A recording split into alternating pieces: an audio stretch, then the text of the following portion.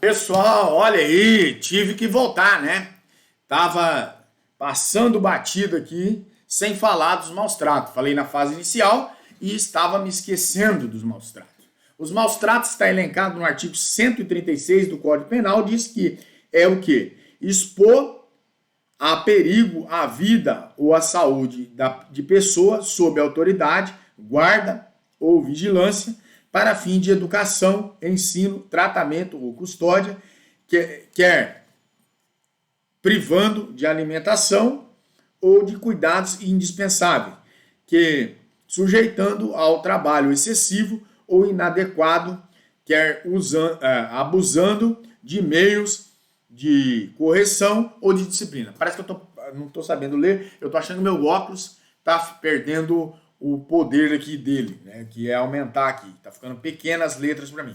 A pena de detenção de 2 a 1 ano ou multa, 2 meses a 1 ano ou multa, tá certo? A objetividade jurídica é o quê?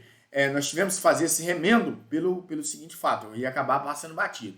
A objetividade jurídica é o quê? A vida ou a saúde da pessoa humana. O objeto material é a pessoa que se encontra em alguma das situações descritas no artigo 136, que por outrora lemos aqui, né, que diz e sofre esses maltratos. O núcleo do tipo é o quê? O núcleo do tipo penal é expor, que nesse contexto, nesse crime, significa colocar alguém em perigo.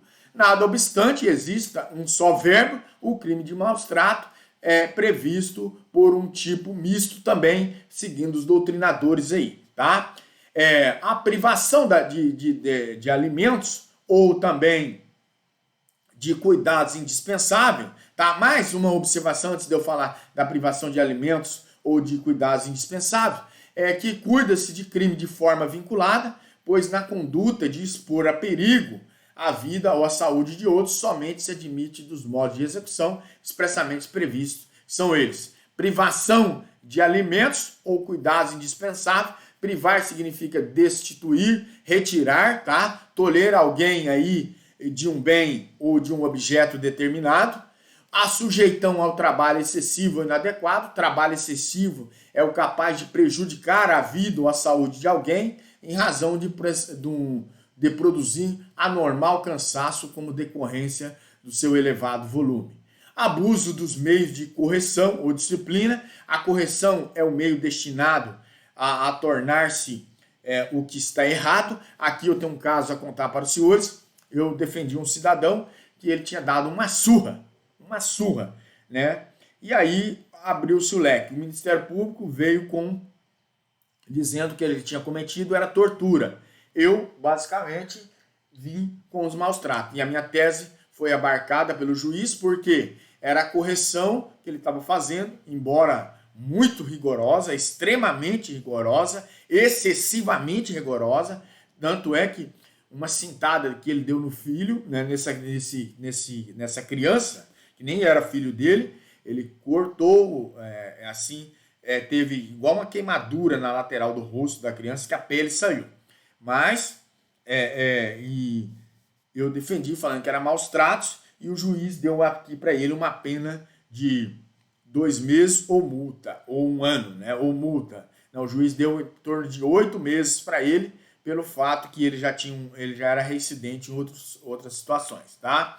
O uso do direito de correção aqui é disciplina e é importante que se diga aqui para educação, ensino, tratamento ou custódia da pessoa. Mas essa guarda esteja sob essa guarda e vigilância. Estava sobre a guarda e a vigilância dele, no caso,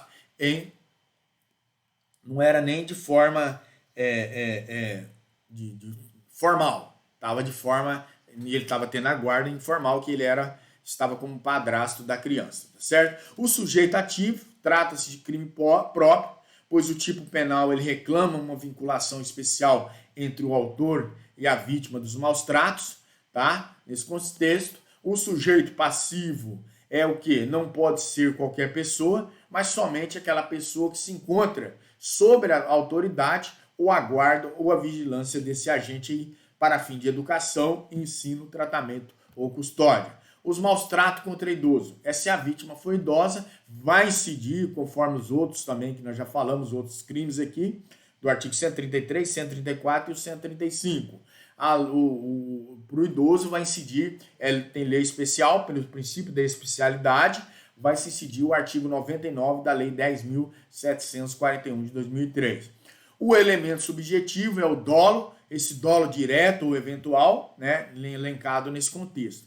A consumação, se consuma-se o delito com a exposição da vítima a perigo e não reclama um dano efetivo aí. A tentativa é possível somente nas modalidades comissiva, uma vez que os crimes omissivos próprios ou puros não admitem esse conatos. As figuras qualificadas do parágrafo 1º e parágrafo 2º são duas as qualificadoras da lesão corporal de natureza grave ou morte, são estritamente perto-dolosa por dois motivos. O dolo de perigo do crime de maus-tratos é incompatível com o dolo do dano de resultado aí agravador e as penas combinadas a essas figuras qualificadas deveras inferiores à lesão corporal de natureza grave e ao homicídio, nesse contexto. A causa de aumento de pena, aumenta-se a pena de 1/3 se o crime é praticado contra a pessoa menor de 14 anos. Essa causa de aumento de pena, ela vai se justificar por uma maior reprovabilidade, né, da conduta criminosa. E foi acrescentada pela Lei 8.069 de 1990. A ação penal, ela é pública incondicionada à representação, tá, nesse contexto. Os maus-tratos e as agravantes genéricas.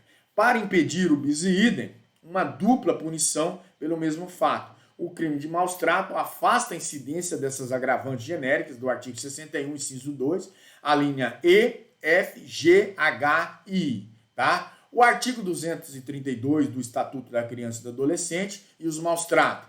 Em se tratando de criança e de adolescente, sujeita-se à autoridade, à guarda ou à vigilância de alguém submetida a vexame ou constrangimento, lá do artigo 232. Note-se que essa hipótese, a vida ou a saúde da criança e do adolescente, não é exposta a perigo, limita-se o sujeito a constrangê-la ou a humilhá-la, tal como quando reprime abusivamente o maus-trato. Tortura e maus-tratos, a distinção.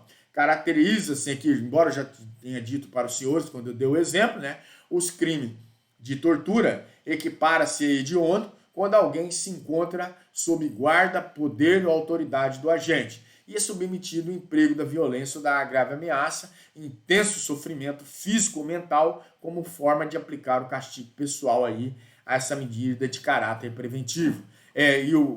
A tortura está no artigo, na Lei 9.455 de 1997, inciso artigo 1º, inciso 2, e a pena, nesse caso, é de reclusão de 2 a 8 anos. A distinção entre os crimes de tortura e de maus-tratos deve ser feita no caso concreto, como houve essa situação que eu falei para os senhores, e aquela depende do intenso sofrimento aí, físico e mental, enquanto para que ocorra a tortura, é preciso que haja esse intenso sofrimento físico e mental e esse aí e a exposição de perigo à vida ou à saúde. Tá? Os maus-tratos, nesse contexto, não se recai a isso, a uma simples forma educativa.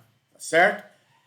Vale se ressaltar que o parágrafo 4º da Lei 9.455/97, Lei de Tortura, revogou expressamente o artigo 233 da criança e do adolescente, que tipificava a tortura contra a criança e contra o adolescente, tá certo? Pessoal, agora chegamos ao fim da nossa aula, tá? Vou postar o vídeo aí para os senhores, me perdoe por essa falha, mas foi uma falha que houve a tempo aí, em tempo de resolver, tá certo? Até mais!